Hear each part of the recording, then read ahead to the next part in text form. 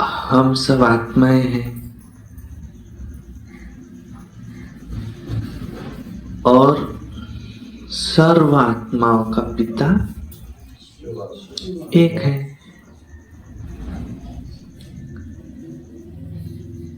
और भक्ति मार्ग में परम पिता शिव परमात्मा की यादगार जगह जगह 12 ज्योतिर्लिंग और सारे भारत में ही क्या तो सारे देश में ये शिवलिंग उसकी यादगार है। वे हम सर्व आत्माओं के पिता है। अब दुनिया में कुछ कपड़े हैं। पहला कि मनुष्य आत्मा 84 लाख योनियां धारण करती है, तो मनुष्य आत्मा केवल 84 ही जन्म लेता है। सतयुग में 8, त्रेता में 12, द्वापर में 21, कलयुग में 42, संगम में 1। बताते समय कोई भी क्या बताते कि पिछले जन्म में इससे मेरा संबंध ये था। जैसे कहानी में आता है, वो पुत्र हुआ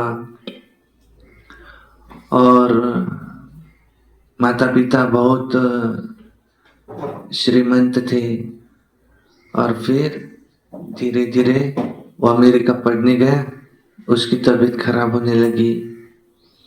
फिर माता पिता का सारा पैसा वो उन्हीं के उसी की तबीयत में खर्च हो रहा है और उनका सारा पैसा खत्म हुआ और उस लड़के ने कहा कि अब मैं तो जा रहा हूं।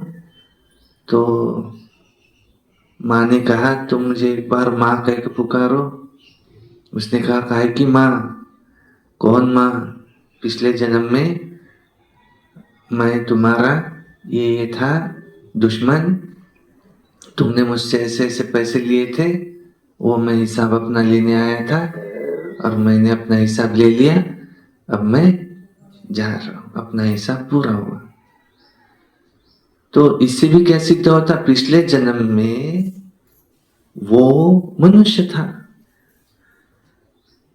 फिर ऐसे है क्या कि कोई मनुष्य रह जाते और कोई जानवर हो जाते? नहीं, पिछले जन्म में वो मनुष्य तो होना नहीं चाहिए था।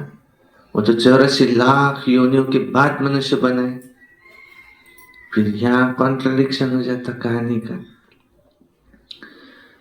तो गीता में भी यही दिखाया है कि मनुष्य बचपन से लेके जब बूढ़ा होता, शरीर छूटता, तो बच्चा दिखाया दूसरा चित्र में, फिर से बच्चा बना तो मनुष्य बना।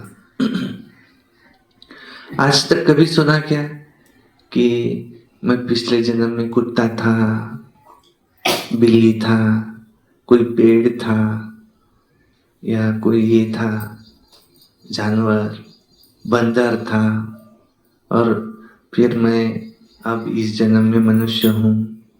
नहीं। तो यह है गपोड़ा। दुनिया में 84 लाख योनियां हो सकती, वो भी राउंड फिगर है। 84 लाख योनियां हो सकती, लेकिन मनुष्य आत्मा मनुष्य का ही जन्म लेती और उनके 84 ही जन्म होते। 84 लाख नहीं। लक्ष्य का के 2 अर्थ है। 84 लक्ष्य माना एम, उसका जो लक्ष्य है, तुम्हारा एम क्या है कहते। दूसरा लक्ष्य है आंकड़ा, तो एम है। 84 ही जन्म होते। ये गपोड़ा है दुनिया में। दूसरा गपोड़ा है कि परमात्मा सर्वव्यापी है, कण कण में है, जित देखो तू ही तू, जहां देखे परमात्मा है। फिर गीता में लिखा है परम धाम के निवासी है, तो ये भी एक गपोड़ा है। तीसरा गपोड़ा तो नए आ गए, नया ऐसा आ गए,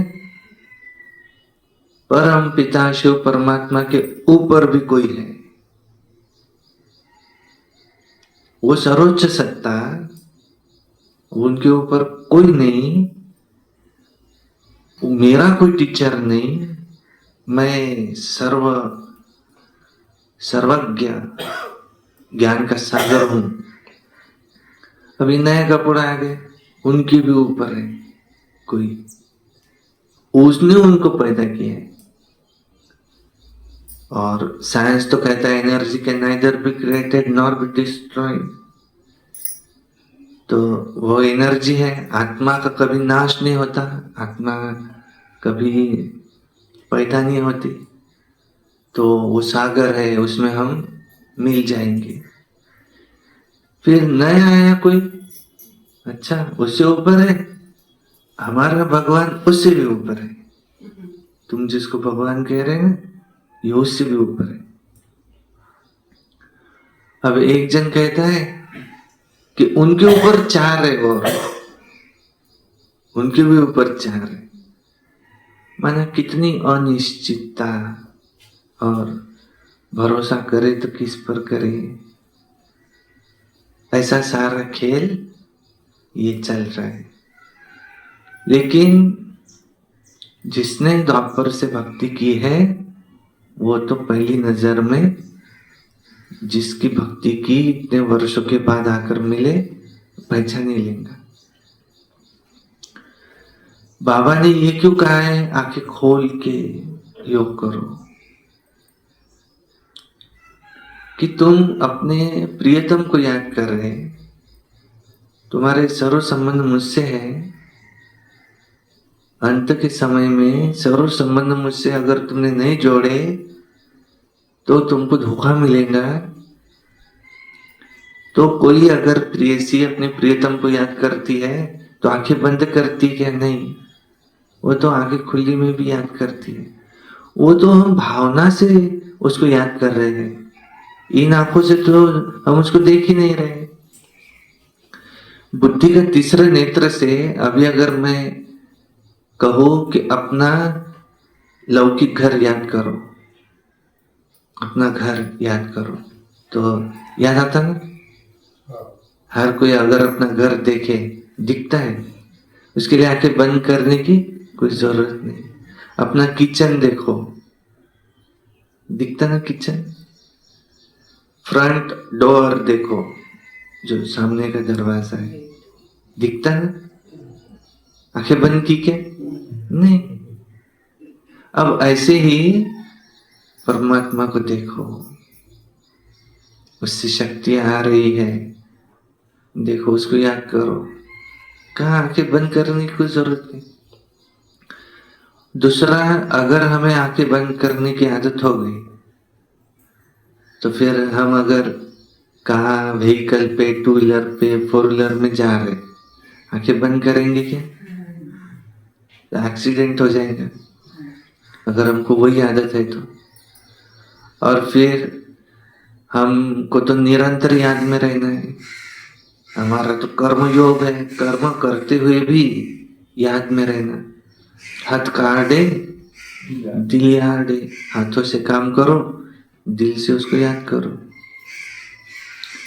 इसलिए बाबा ने कहा कि आंखें खोल के याद करने की प्रैक्टिस करो।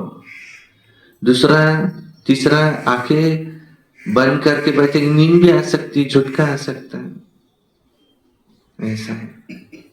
तो निश्चय बुद्धि विचयन्ति, संशय बुद्धि विनश्यन्ति, ये सब गपोड़े माया का पॉम्प, नया नया पॉम्प है।